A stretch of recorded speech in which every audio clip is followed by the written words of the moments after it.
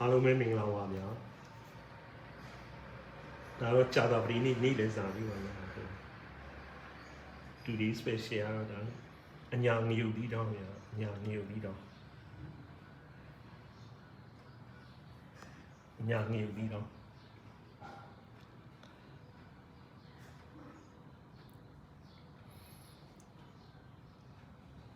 ရွှေကောင်းမြောင်ချက်တယ်ဗျာဒီနေ့ကတော့ရွှေကောင်းမြောင်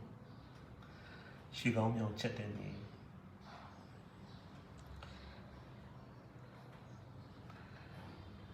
ဒါတော့ကျွန်တော်ကိုရခါညွန့်ကျော်တယ်ဗျာကိုရခါညွန့်ကျော်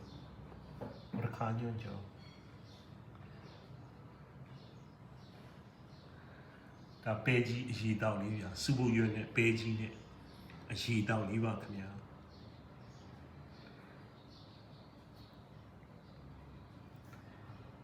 ဒါတမင်စားပြီးအချိုတဲအောင်လို့တည့်ရသည်ဗျာပြော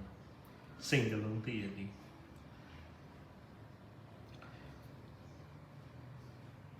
ကဲအားလုံးပဲတမင်စားကြအောင်တော့ကြာတော်ရင်းနေ့နေ့လည်းစားလေးပါ